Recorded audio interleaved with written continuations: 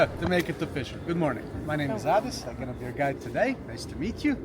So, I think I asked already. So, everybody's from US this side, Germany. I remember right? Yeah. Where are you from? Brazil. Brazil. Also you. Nice. So I guess you're all first time here, right? For us.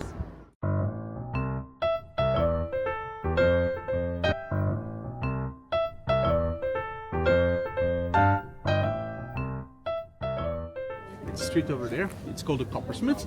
So these guys, they basically shape copper for about 500 years.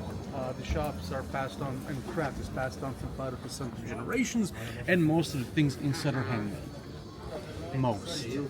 And they have a lot to do with history, culture, customs, and you're gonna see some stuff they have a bit more to do with our recent history. But you'll know what I'm talking about the moment you see that.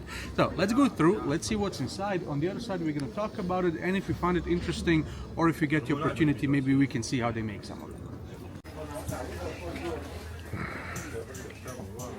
Now we're traveling down Copper Street.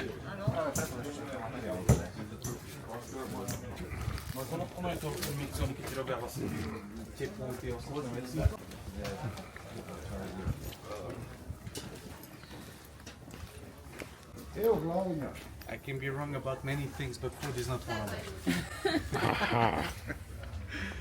So guys, your time to talk. What are the impressions? What have you seen in the street? Are these tables around? Anything that caught your attention? It's beautiful. The bullets are a little off-putting, but Bullets? it's okay. That's actually what I said before. You know, Yeah. some have to do a bit more with the recent events. history. Yeah. Look, guys, if you really go into the details, here we can stay for hours. If you look at the craft, architecture, families, all that is pretty much there. Of course, some things are there more, you know, like coffee, not coffee, these kind of grinders for pepper and spices, knives, swords, daggers. These are some souvenirs that are not really, obviously not really connected. You know, tourism is growing, so more offer, I guess the better. But overall, it's pretty much. You know, it's pretty much there, you know, when it comes to the copper craft. And it all started about 5 centuries ago. In Bosnia, we never really had much copper. Right, we have a little bit, but all that is far from, you know, to mine it or massively exploit it and so on. So it was always imported.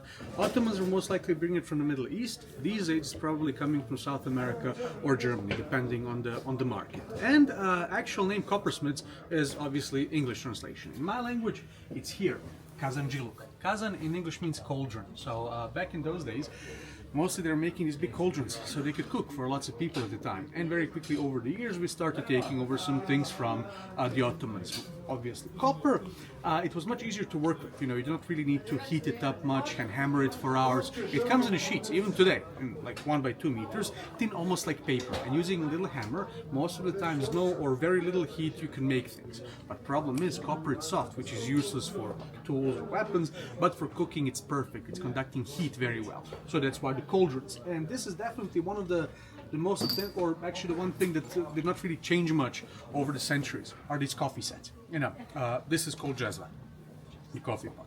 The Ottomans also brought the coffee. We tried it. We're like, okay, but we thought we could do better, so Bosnian coffee is invented. There's 3.5 million people, so not a lot, but we are one of the largest consumers of coffee per capita, right? So, according to some accounts, 5 or 6 of these a day. It's gonna take us maybe 20 minutes to half an hour for one, so do the math. We're definitely not the most productive people in the world, but who cares? We live long. A lot of energy. So the thing is with the coffee, I would say like many people are focusing on the wrong thing when it comes to Bosnian coffee. Like how is it made? How is it different from Turkish coffee and so on? I mean, difference is that Bosnian coffee is better, right? If you want to make yourself a Turkish one, in this jazva you put cold water, coffee, sugar if you like, cook it all together, serve it, and that's it. Bosnian coffee, you boil the water, you put coffee inside, and you're gonna get sugar cubes. So you pour coffee in this filjan, that's the name of this cup, you dip a corner of the sugar, bite it off, and wash it out, right? And that's it. But the most important thing about the Bosnian coffee is the ritual. You sit, socialite, talk, so it's all about having a good quality 15-20 minutes of socializing and so on. And I know probably Italians gonna hate me for this, but even espresso, we drink it for like 10, 15, 20 minutes, so it's all about this like ritual and so on. When it comes to other materials that they're using, you can also see here tin. Everything that's made in this street that's supposed to get in contact with food, eating, drinking, has to be coated with tin. This is for safety. The copper oxide is not really healthy as people long time ago believed, so this is there to keep you safe. This is another good example. This is something, and that's actually the thing about the street why it's still there. Besides for tourism, they're also making things that we are also using for preparing food. And this is a bit better example. You can see how the tin is being used. Then there's also a bit of gold and silver, like you can see here. These things are very nice, but they are kind of expensive and all going to fall off. So it's nice for show off, to stand on a wall and so on, but not really for everyday use. And the most recent material is this one, brass. Tell me, what do you think about those? Bullets being sold as souvenirs. Is that a bottle opener? Yes, it's a bottle opener now.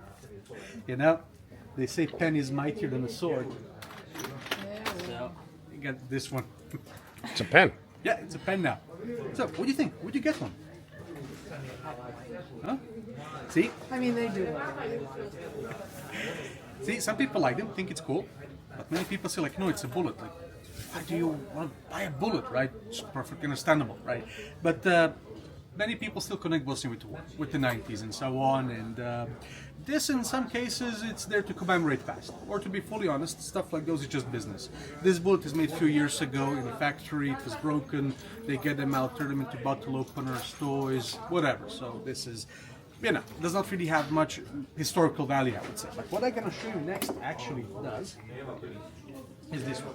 Oh, This is the actual real stuff, real cannon shell that was really fired 30 years ago. In the 90s, it's been collected after the war, you know, for post-war economy and so on. Brass was all around. So you get collected, brought here, and these guys would turn it into vases or umbrella holders. So pretty much idea is life gives you lemons, you make a lemonade. Life gives us cannons, we get vases. So history, only three behind him. So black and white pictures his grandfather, and he, in his family, he's the first one who started in 1930s. Yellow pictures dad and uncles in the 80s, and all the way down it's his brother, him, his dad, and his son, who 2 years ago graduated high school, and he officially became a fourth generation. I told you a bit more about history. My friend will take over to tell you a bit more about the craft itself. For them it's a business, but it's also a family history. So if you want to know how these stuff are made, how to tell the difference between what's handmade or not, I think it's better if you ask it. So you'll take over. Presentation will take only about 30-40 minutes, 1 hour max, and I'll see you later.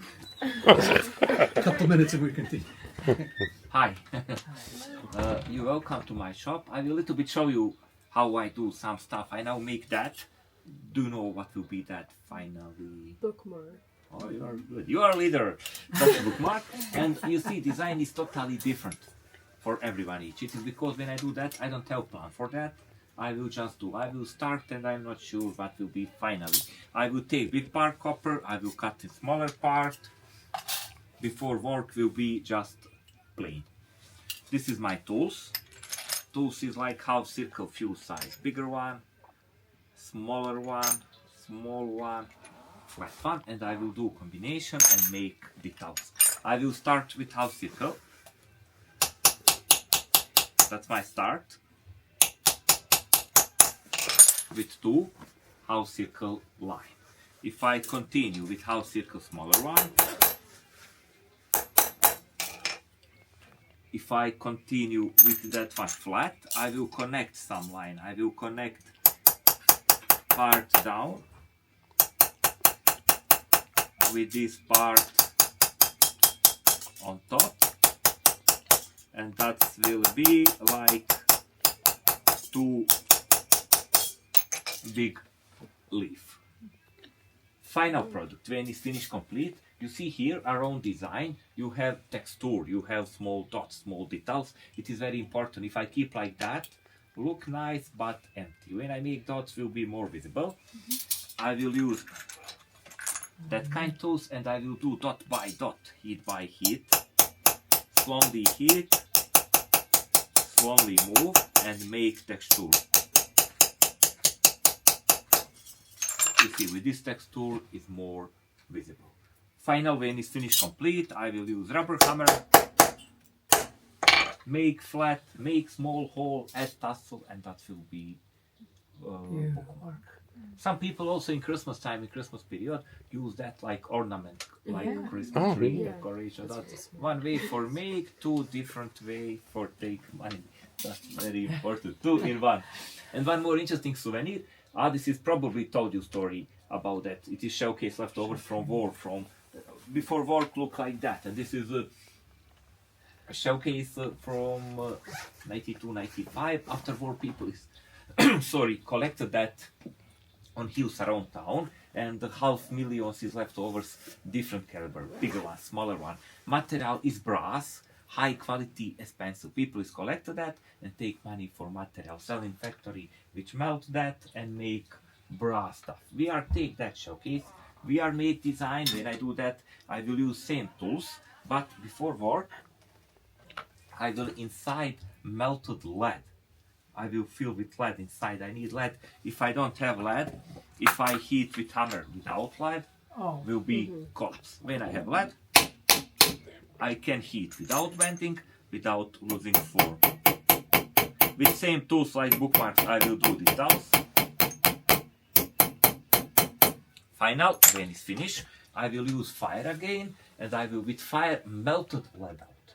I will melt this one and fill next one. And this when is finished complete, final product will be that. Thank you. And this now we use like flowers vase. Before it was killing, now is vase for flowers. Something nice is make of something bad before it's taking life. Now we'll put water, put flowers, and now give new life. And I really like always show people that transformation, negative in positive. Something like that you can to see anywhere. This is also one part our history and souvenir, which is really, really authentic for us. Am I in it? Yeah, now you are.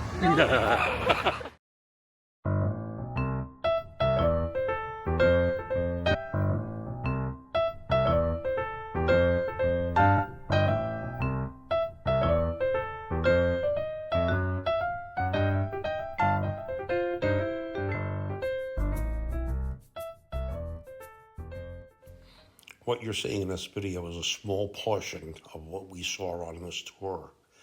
The tour lasted roughly 2 hours. Addis did a wonderful job, and we highly recommend the tour. The best part is, it's free. It's a free walking tour. Give him what you think the tour was worth.